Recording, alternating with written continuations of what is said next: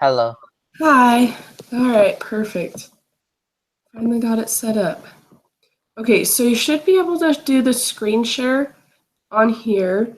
And then I've got a thing that I can write on here and screen share that as well. So if you want to show me some of your problems and then I can go over them, we can do that. Okay. Is that school? No, I'm at my friend's apartment right now. Oh, I was about to say that's No.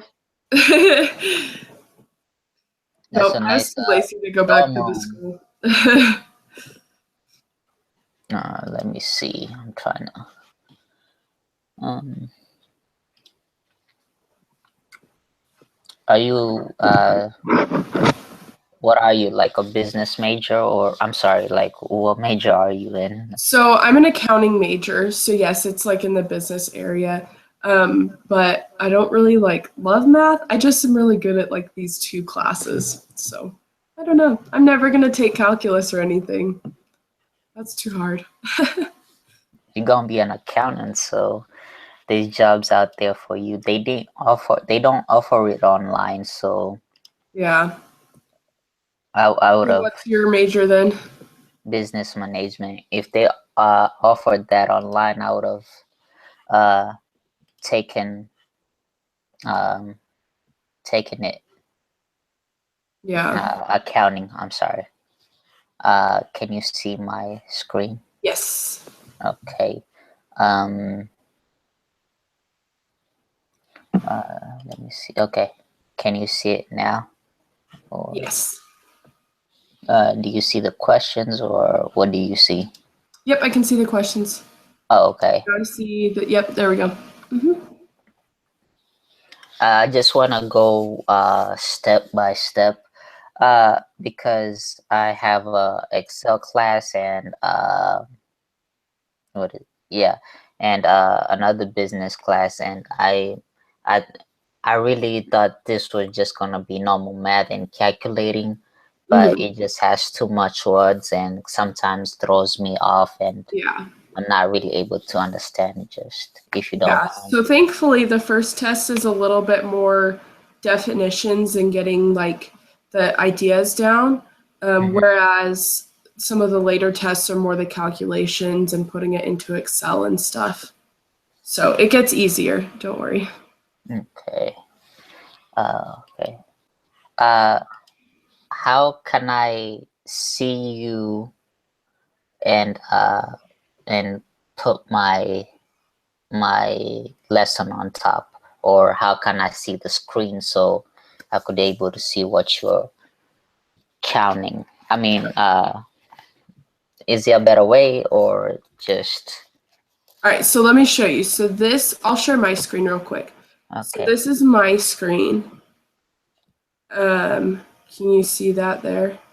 It's Oh, coming. it's like doing like a mirror effect there.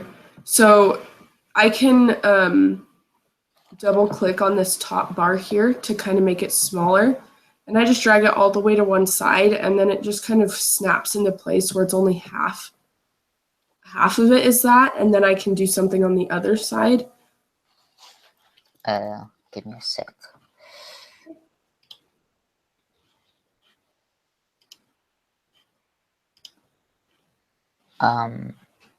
Could you do that again, please? Yeah, so let's do this. Okay, so I hit this screen share. Do this. So this is my screen, and so what I did, so it was like this, and then I just double clicked on this top one so I like can move it. It becomes smaller now. And I just drag it to one side until my mouse hits the very edge where it won't go any further. And then it just kind of snaps halfway into place. And so then I can have something else going on the other side. So you can open up, like for example, somewhere around here, I have my stuff. So like you can open up this on one side and have your exam information, or not your exam information, but your like group quiz, and then also see what I'm doing over here. Okay. Go ahead and try that and see if that works.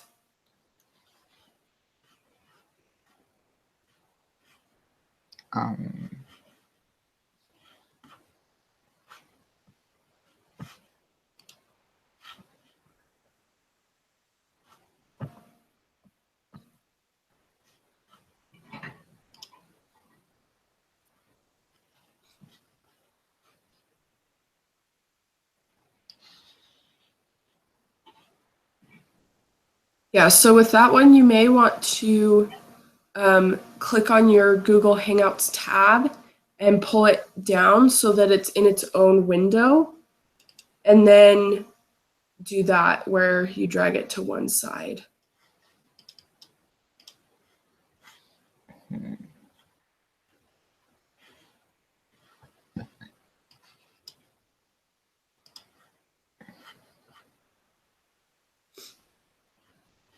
So if you click on that actual tab where it says Google Hangouts next to your email, if you just click on that, you should be able to just Do I pull go it. to my email? Not to your email, go to the tab right next to where it says your email, where it just says Google Hangouts there at the top. You were just at it. As if you were going to change from one to another up there. You just click on that and drag it so it's in a different window. So go back up. Okay, so you see where your mail is, right? Where you would click Yes. to go to that? Just Right here? Yep, right there. So now click that and drag it somewhere else. Great. Oh. So now it's in its own window. So now you can drag it to one side of your screen. Okay, cool.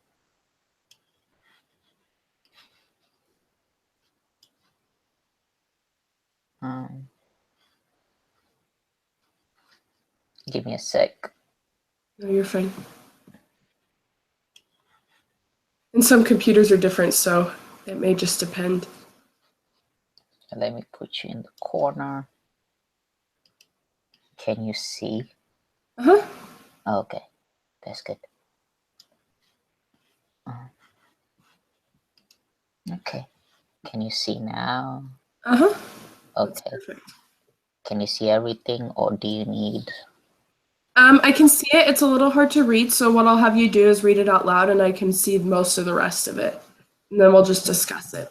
And that way, when you read it out loud, you're able to internalize it a little bit more. So that should help as well. Okay. See if I could. Okay, number 2. Which of the following variables is /r category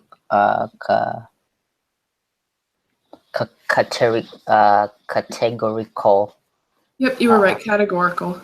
Okay, So if you think of the word category, right, what does that make you think about? is like a bunch of numbers or just like So, one? Okay. no, I was just going to say category is more of like a classification or a group. So you could say like there are One, two, different three, four, categories five. of like if you went to the grocery store, like there's different categories of cereal or like different categories of food, right? You've got cereal, you've got dairy products, different things like that, you know? So that's a category, is just like a group, not necessarily a number.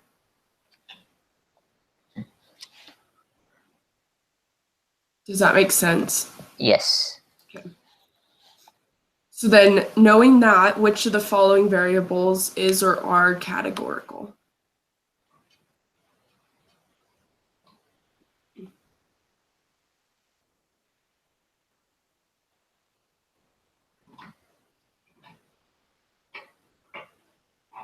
I have to go with A.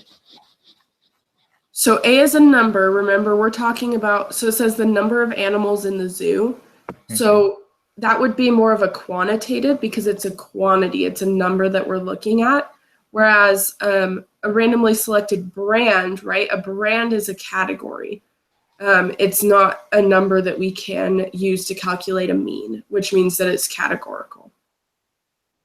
And then for the last one, age and years of randomly selected vehicle in a parking lot, that would be quantitative. So because it has to deal with numbers, and that's something that we can take the mean of.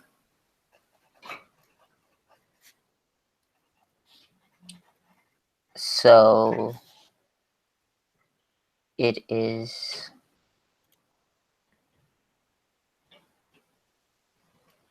B. Yes, yep, it would be the middle one there. Huh. Okay.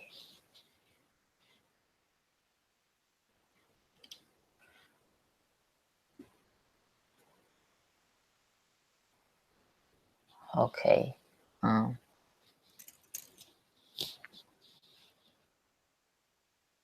so basically, in my notes, I put down ca-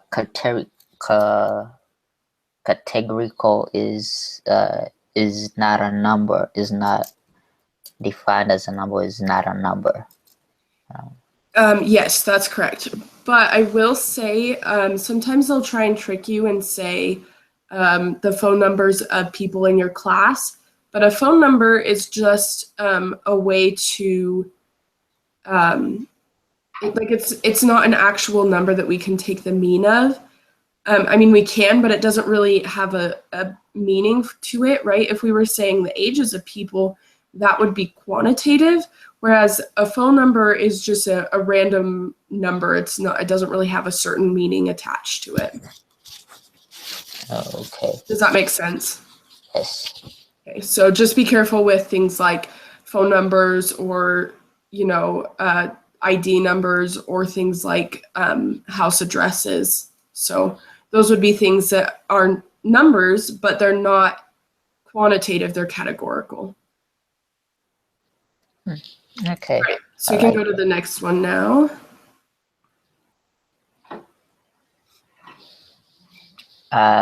Number three, the mean IQ test score in the United States is 100. 20 randomly selected statistic students took an IQ test, and the mean of their score was 112. Which of the following statements is are true? Okay. So we've got four options there, right? So Mhm. we have 100 is a parameter, 112 is a parameter, or 100 is a statistic, and then 112 is a statistic. So, do you remember what a parameter is? Yeah, like all, it's like all round.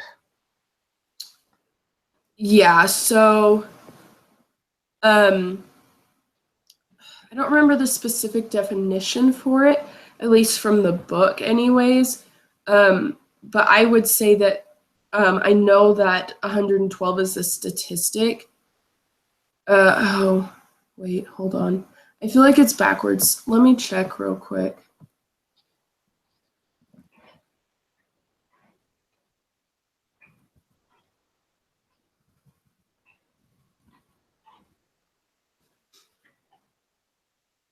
Let's see.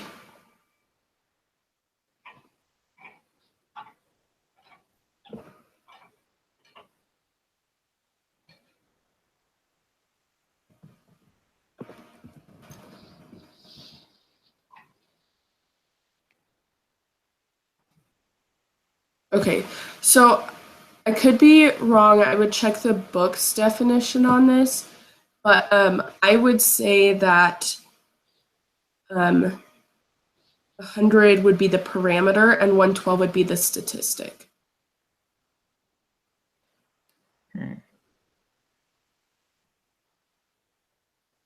Okay.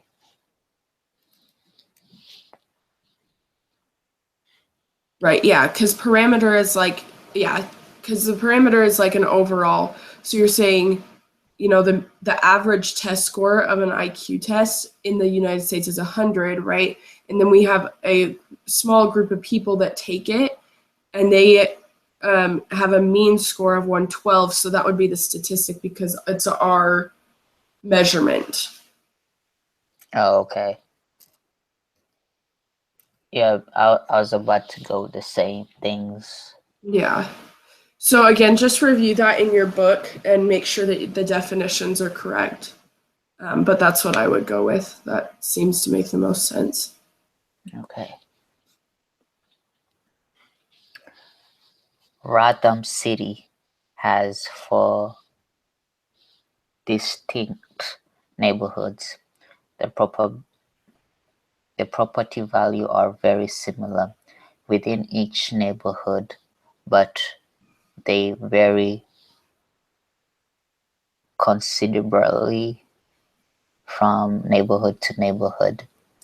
One neighborhood has very low property value and other has extremely high property value. Property taxes are usually roughly Proportional. proportionally to the property value. What type of sample should we collect to gauge the residents' response to proposed increase in property taxes?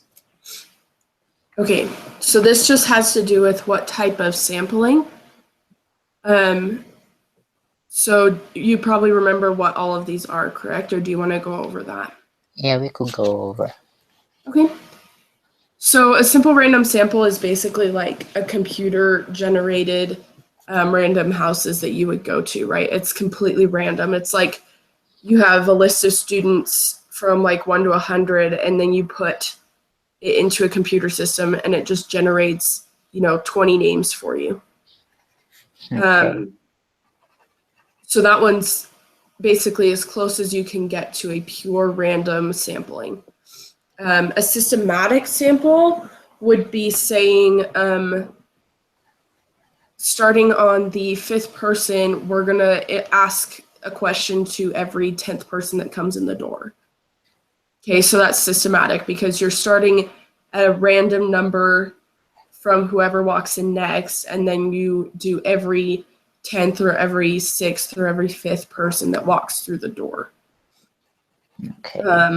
And then cluster and stratified are very similar. So let's see, I'm going to share this. Let's see.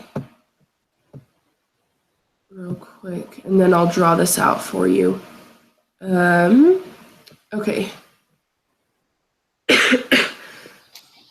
So here we have our 4 neighborhoods, right? It's not going to be very smooth because I'm trying to draw this with my finger, but 3 and 4. So these are our 4 neighborhoods, right? Mm-hmm.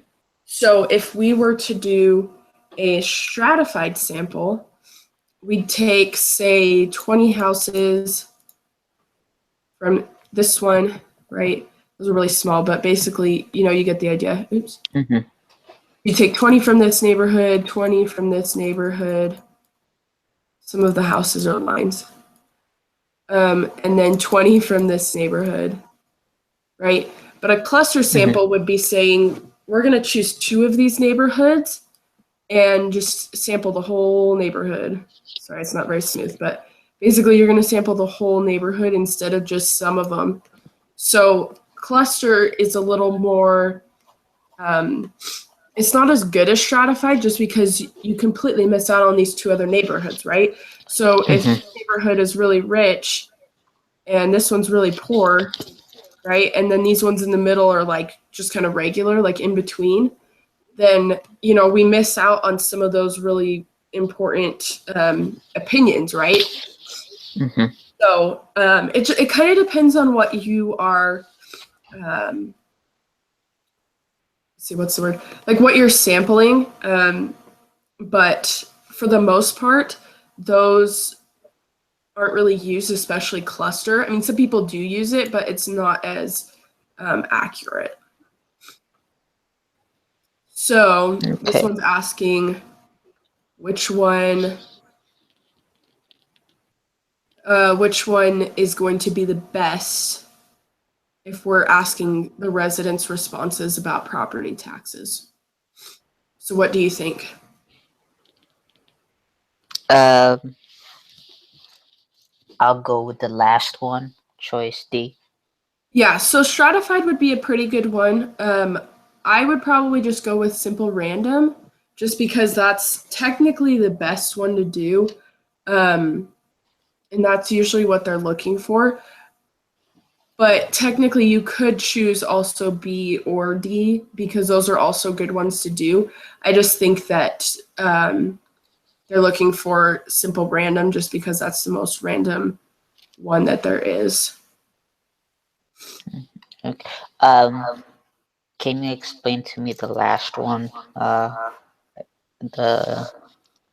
stratified. Stratified? Yeah.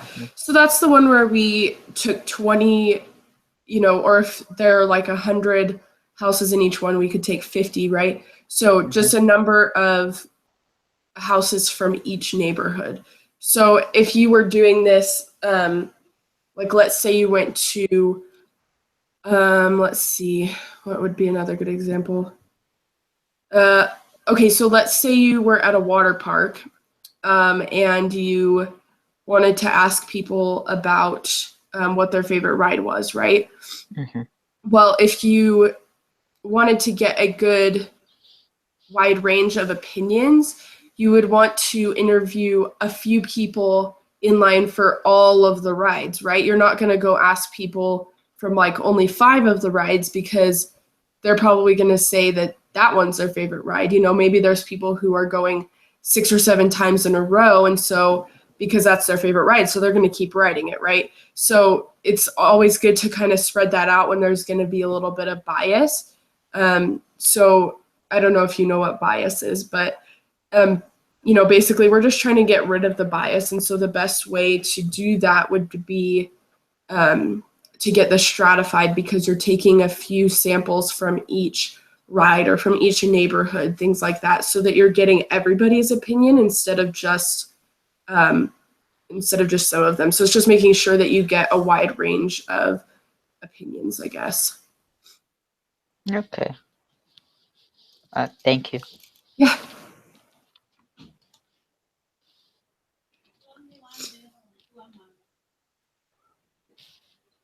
Have you considered being a teacher? I haven't. I don't. I don't know if I could do that, but maybe eventually I will. But thank you. I appreciate that. Yeah, you teach well.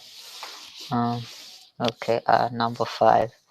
How long do you have really, like, So we can end. So I have family home evening tonight, and I think that starts at around 7. So 6:45 probably at the latest. so now over there is 6:04, if I'm right. Yep. because I'm in a tip in a oh in a in a Different time zone. yeah. Yeah. So we have about, let's see, I guess that's 40 minutes. Yeah. Yep. So this one's kind of the same question, just a different experiment. Oh, maybe you're right on the last one. Okay, let's read this one, and then I may have you change your answer for the last one because I think you're right. The last one might be stratified. But we'll go over this one first. Okay. When designed experiments are conducted in public school system, researchers typical choice particular district and random select teacher of say fourth grade students in that district. The experiment is then conducted using all the students in the selected classes. Which type of sampling Scheme. scheme English is a weird is language. implemented? Yep, so they're Uh, just asking what sampling do they use, or should they use? Oh, wait, no, uh, it's asking which one is used. I Sorry. could go. I could say A. So, okay, so it's saying they choose a particular district, right? So they choose one school district, and then from there they randomly select teachers of fourth grade students. Um, let's see. All the students in the selected classroom. I'd say that's a cluster sample. Yeah. Oh Um, yeah. I after looking at my notes, the one he just teached me, I was like, oh yeah, yeah, yep, because they ask all the yeah. students in They. those classes, right? Mhm. All right, so go back up to the last one. And then change that to stratified because I think you're right. I think that stratified would be. And then if you get that one wrong, I would email your teacher and say, I think this one could also be, and then say, here's why. Okay. Um, just because, and even say that, you met with a tutor and that they said that that is a good answer as well, because, especially with neighborhoods, you want to make sure that you get someone from each neighborhood. And sometimes random samples don't get someone from every neighborhood, right? Like there's a possibility that maybe they won't get one from one of the neighborhoods. So, Okay. Number 6. Um, at a school fundraiser, the name of every person who attended was entered into a drawing. At the end of the evening, 6 names were selected to receive door prizes. Okay. Which type of sample scheme was implemented? okay, what do you think for this one? I have to go with A. Uh-huh. Yep. That's one way that you can do a simple random is by putting things into a hat because you're not like saying, okay, I think we should go with, like I'm not picking someone like I'm not just like pointing at someone, I'm actually pulling it from a hat. And so the hat is choosing technically. Okay. Okay, cool. Um, a simple interest group is conducted a survey regarding wolves in Yellowstone National Park to adequately Mm-hmm. adequately uh, gag Gauge. gauge options on both sides of the political spectrum. The researchers took the list of registered dom- dom- Democrat. Democrats Yeah. and selected a simple random sample of 100 people. Then they looked a list of registered Republicans and selected a simple random sample of 100 people, which type of sampling scheme was implemented? Okay.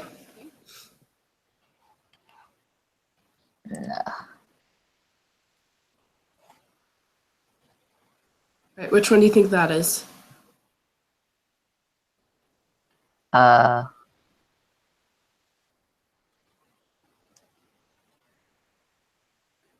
So first, let me explain something. So, our okay, where do you live?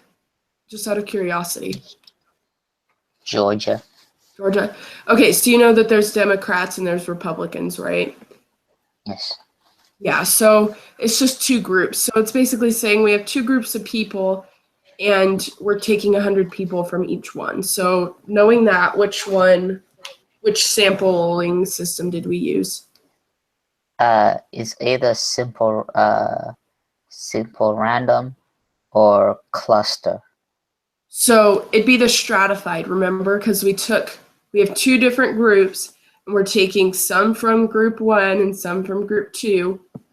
We take the same amount from both groups, right? So that would be stratified. Okay. Cluster So would cluster would be if we did if we took the list of registered Democrats and asked everybody, but we didn't do any of the Republicans, right? And then if it was voluntary response, then we just, we just ask everybody and say, do you want to answer this question? A lot of people are going to say no, right? So that's kind of voluntary. It's more like you can answer if you want to, but you don't have to, kind of a thing. So like they get to choose. And then simple random, I mean, it says they have a simple random, but because we're taking it from each group, then it'd be the stratified. So stratified is all about groups. Can I It's like say that? it's taking a simple random sample from each group that we have. Does that make a little more sense? Uh-huh. Okay.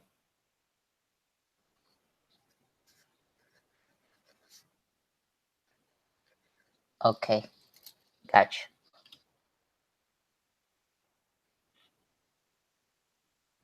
Okay. A survey was taken of purchases at the crossroad.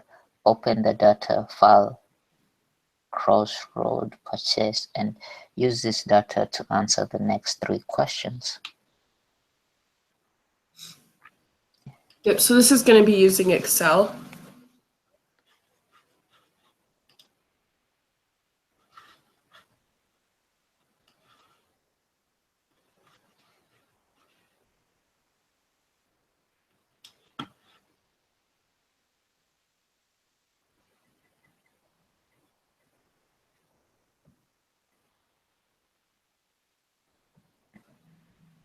Do you need to see yourself or do you want me?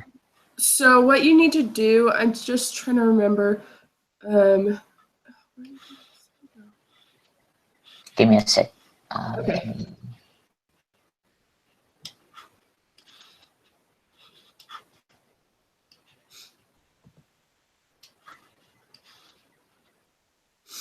There you go.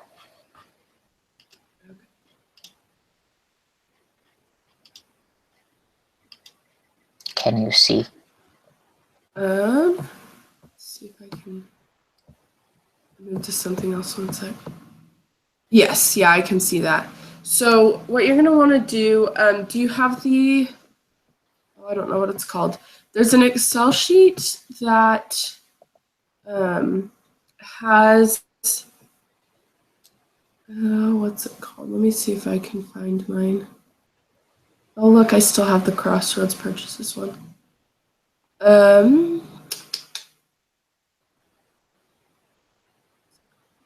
So it should be quantitative descriptive statistics, maybe? Nope. Okay, one sec. Downloads. Okay, so quantitative inference procedures is what it's called. You should be able to get it off the textbook or from one of the, you probably used it in your homeworks and stuff. The one that has one sample t-test for means, and then it has some tabs at the bottom for like paired sample test.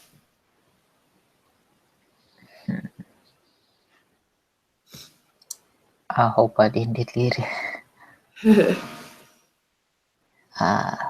Yeah, I don't. It has to be somewhere. I don't think I had to go back and check for it. Okay, so basically what you're going to do, let's see, calculate the mean of the amount. Okay, so I think what it wants you to do is take the numbers from that Crossroads purchases, and they want you to copy and paste it into the Excel sheet that they provide for you. The And amount.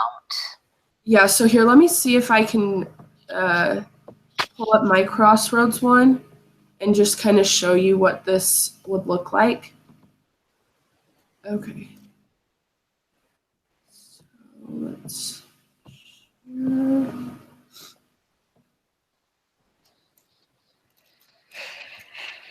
Why doesn't that want to?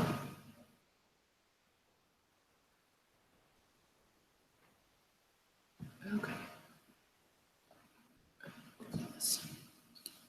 Okay. When and when? Huh? When and when do you teach? What is it called?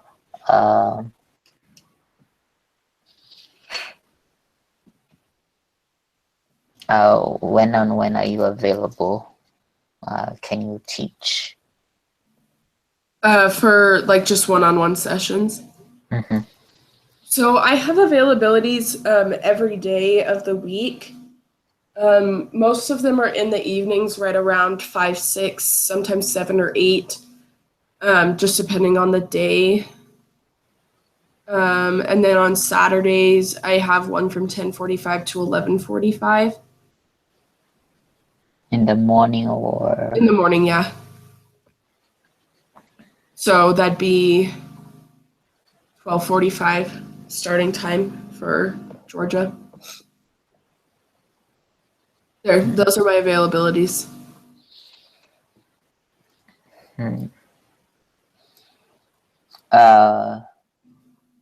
Tuesday 7 to 8. Uh-huh. Is it right? Okay. Oh, so this is yours. Yep, this is just showing my availability, none of the other tutors' availabilities. Okay. So on, is it? Oh no. Friday. Can so the 5 to 6, that's me on Monday. On Monday, yep, that's you. Okay, so let's say if I'm just comfortable, you always teaching, is that possible or no? To do it every week? Yes. Yeah. Are you comfortable with that or? Yeah, that's fine. So, what you would do is just go on there. I have availability set all the way through June. So if you can see, this is my next week's availability. So I have someone who's already signed up all the way through June for my 4 to 5 slot. She's taking 108. She just couldn't come today because the Idaho Falls Temple is a half an hour away and they have their temple open house. So she decided to go to that today. But if you want to go on to iPlan, sorry, sometime you can just go on and sign up for the 5 to 6 slot every Monday until June or whenever. And then if you ever have like a day where you can't make it, you can just email me or something and just let me know. And then you can just cancel it that way from week to week, depending on whether or not you need it. Okay. Right. What if I book like Monday and Thursday? Are you okay with that? Yeah. Okay. For sure. I mean, I like how you teach, so. Yeah, thank you. So here we go. you can see my Crossroads purchases I have on here. I don't know if it's the same data, but I have it on here. So we have iCard and cash and credit. So they just want you to find, I think they just want you to find the mean, correct? For that first one. Oh, so basically, like, I could just calculate them and type mean. Yeah, so you can do the equals. So over here on the side, I'm just going to hit equals mean. Okay, so you'd have to do average, which would be this one. And then you just select all of your data all the way down to the bottom. Why did you type average then mean though? Because the mean is the average. So it's just another way of saying the average. So it's Okay. basically adding them all up and dividing by the number that you have, but they don't have a function for the mean, which is why you would type average. So if you can see, this calculated it here for me. And just so you know, so like if I come over to this one and hit average again, it has this little definition to the side. So it says returns the average, and then in parentheses, arithmetic mean of its arguments, which can be numbers or names, arrays or references that contain numbers. So it's basically finding the mean. So it kind of tells you what it does. So that's how you know that's the one that you use. So here's our mean. Right, and then, so that'd be the first one. So that's just how you find that. I guess I already had something similar to that. All right, and then what was the next one asking you?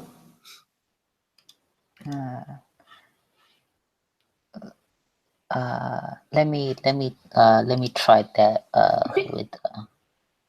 With your numbers in your Excel. yes. Okay, that's fine. Equals average, right? Average, yep.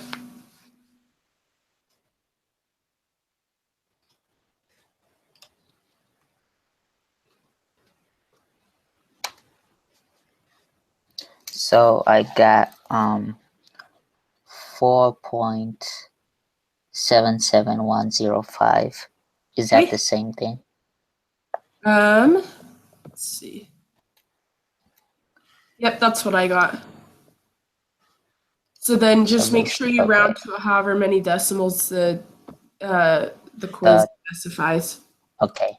So I say round off to 3 decimal places. So it's gonna be 4.771. Okay. Yep.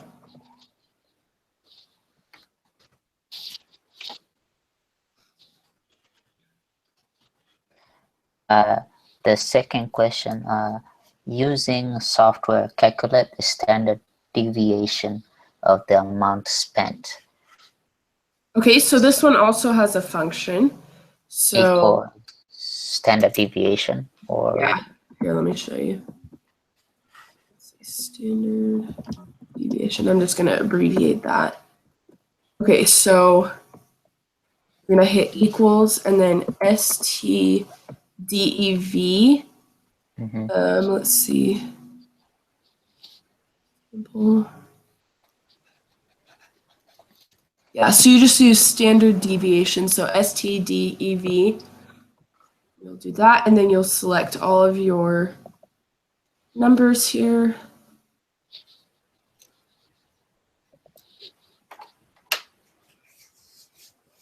And then you'll hit enter, and that gets you your standard deviation.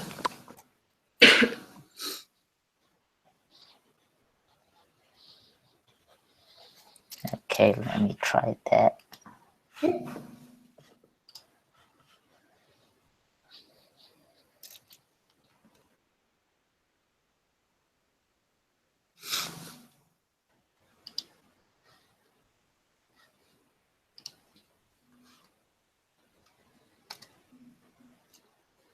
Okay, Okay, yeah, it's coming out to the same number.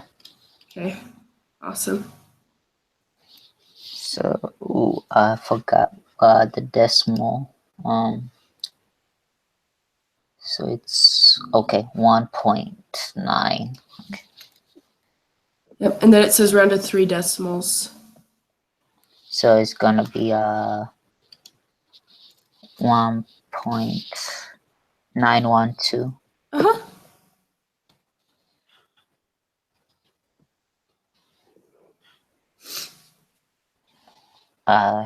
Can you see? Uh-huh. Okay.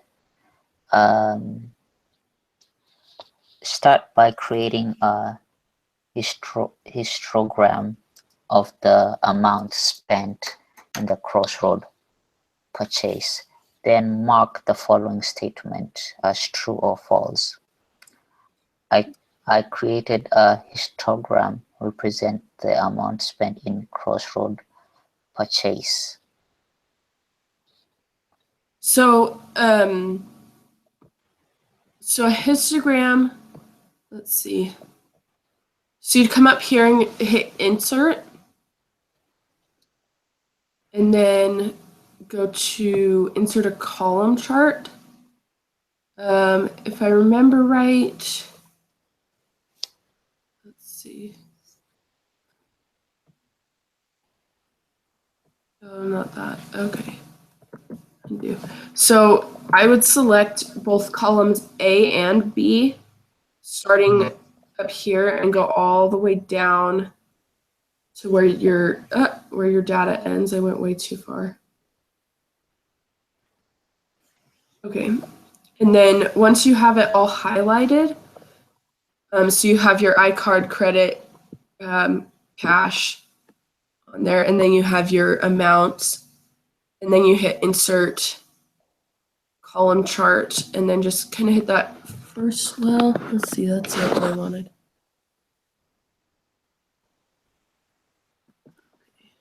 Let's try bar chart. I don't remember how I did this. Oh.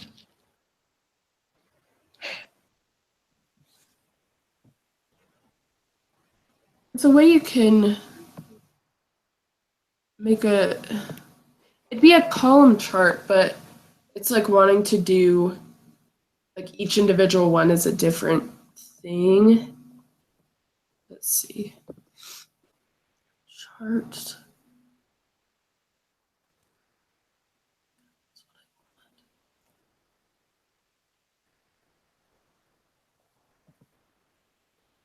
Okay, I just want the settings for it, so I don't know why it's not letting me do that. But basically, that's what you would do. I think because it's not, let's see. Maybe you want to do that on here.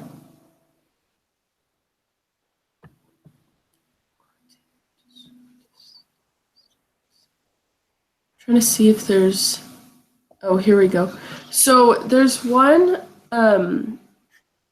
that has, it's called let's see, what is this one called? Quantitative descriptive statistics. And this one has a histogram on here. And then you can like type in the number of bins that you want. So you could have 3. Well, yeah, I'm not really sure. So histogram you'd have to mess around with a little bit.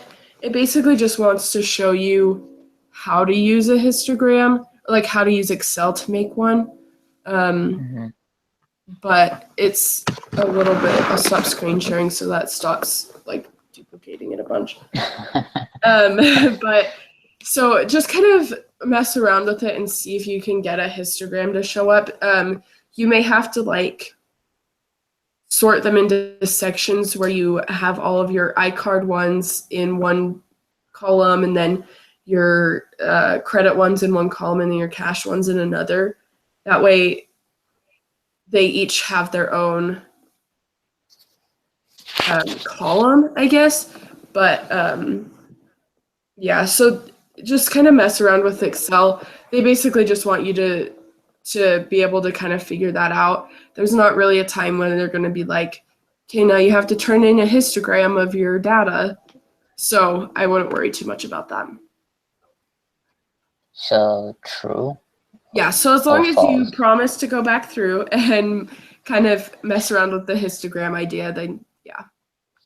Okay, so it sounded like that in the exam.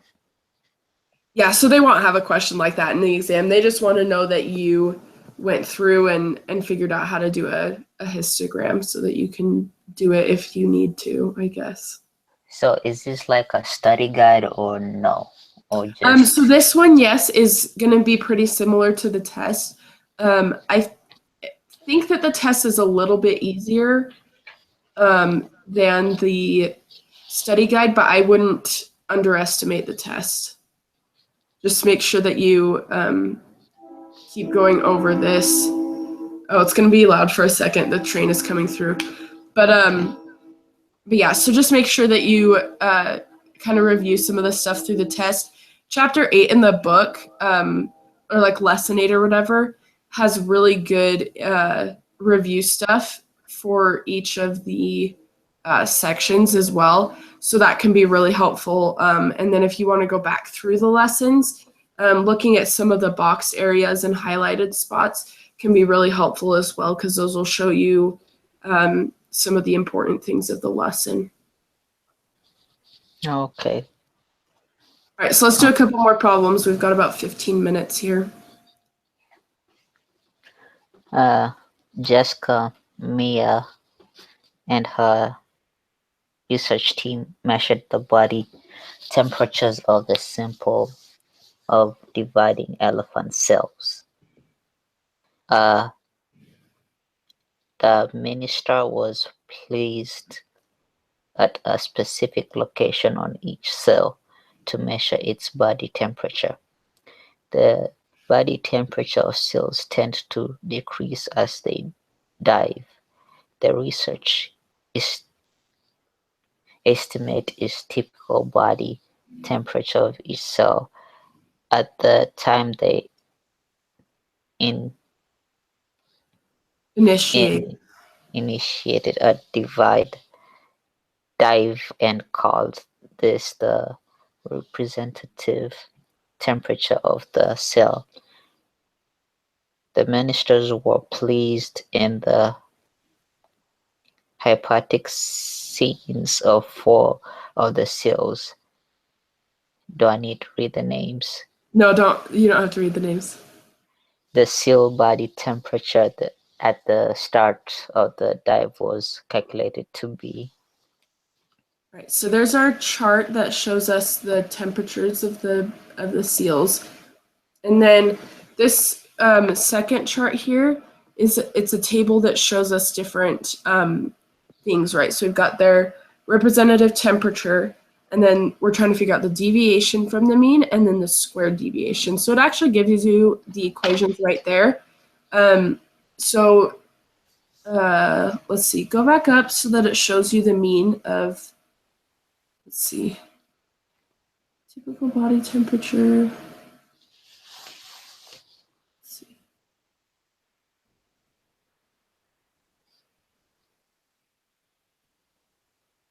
Okay, so what they want you to do is find the mean of those four numbers. So what you can do is just add those four up and then divide by 4.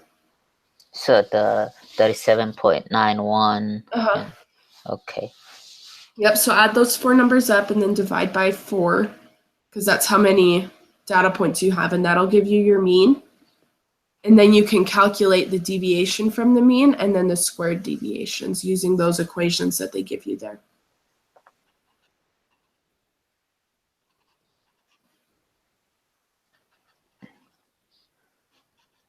So you said trying to get my calculator. So you said after dividing by 4.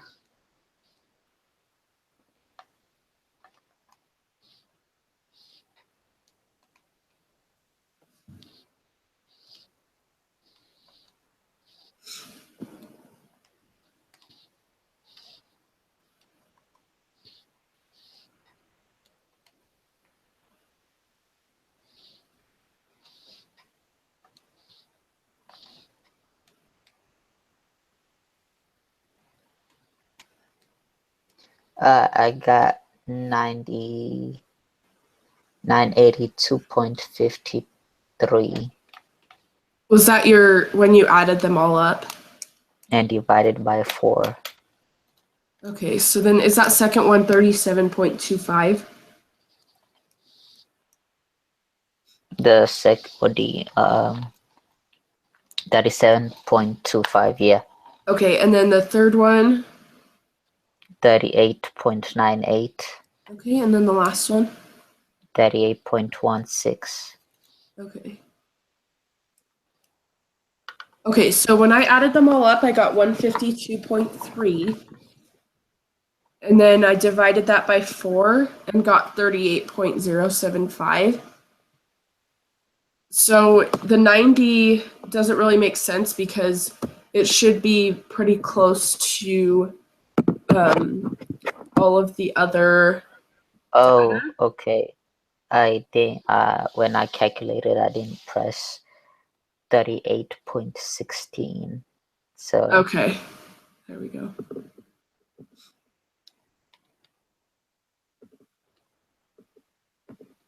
Yep, so your mean should usually be right in the middle. So if all of your data are really close together like this, right, we've got like our low is like 37.25, right, and the high is 38.98. So because they're in such a small range, you know that it's going to be somewhere between there, probably around 38, which is why our answer is 38.075, right? And so usually with that, it's easy to tell if your mean is close or not because it's going to be right in the middle of where all of your data is. So now that you have the mean, right? So each of our individual temperatures of the seals is our X, right? That's going to be our data value that we're looking at for that seal. And then under deviation from the mean, it says X minus X bar. Right, that's kind of how we read that. So X is our data value, and then we subtract our mean. So X bar is just the mean. They're going to be using that throughout the class. So so maybe just write down, that the deviation from the mean is your value or your data value that you're looking at minus your mean.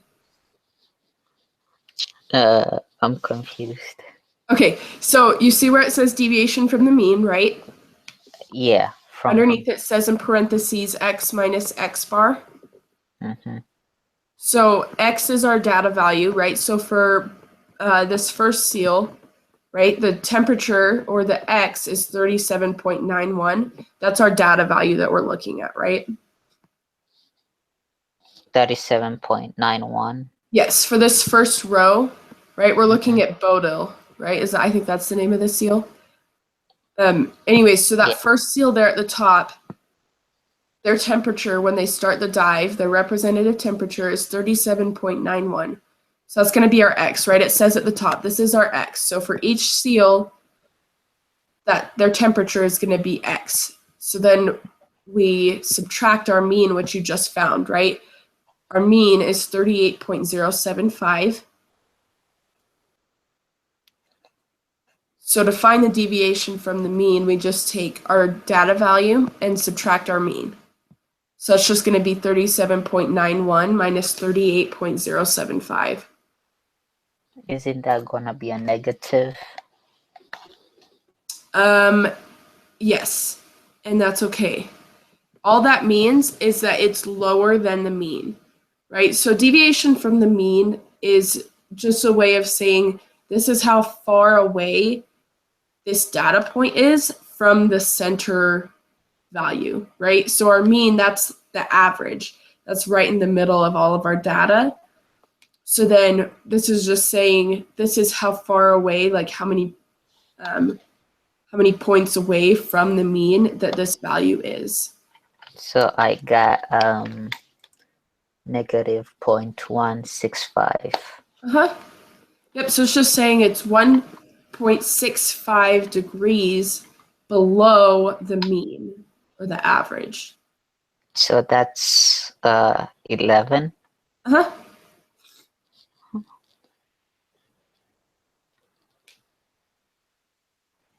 Huh. Okay. So then, So I do that to each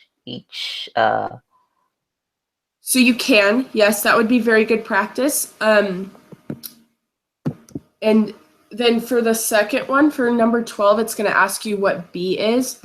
So I'll have you do the actual B by yourself, but I'm just going to show you. So with this first one, if we were to find a squared deviation, you can just see it tells you there in parentheses, you'll do your data value minus your mean, right? X minus X bar, and then you're going to square that. So you're going to take your negative uh, 0.165 or whatever that number is, and then you're going to square it. okay, and what goes to what's X? The 3.91 X is the 37.91, yes. and minus Your mean. minus 0.165. So your 0.165, that was your deviation from the mean, right? Where the X bar is your mean. That's the 38.075 that we found before. No, I mean for B, how to calculate B. Yes, yeah. So I'm just showing you if B were in the column above, if we were just continuing with that first seal, that's how you would find it. So it will be 37.91 minus 0.165. Not quite. So our X bar is still our mean, right? That's going to stay the same. So we're ignoring our negative 0.165 right now, right? We already found that. That's our deviation from the mean. We're finding our squared deviation. So we're just going to take the seal's temperature, our X, so 37.91. We're going to subtract our mean, which we said was 38.075. And then you're going to square that. Oh, so basically I need, which is negative.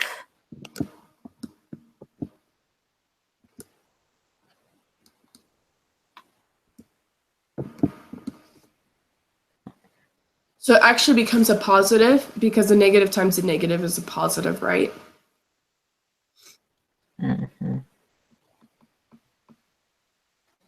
So your squared deviations should always be positive.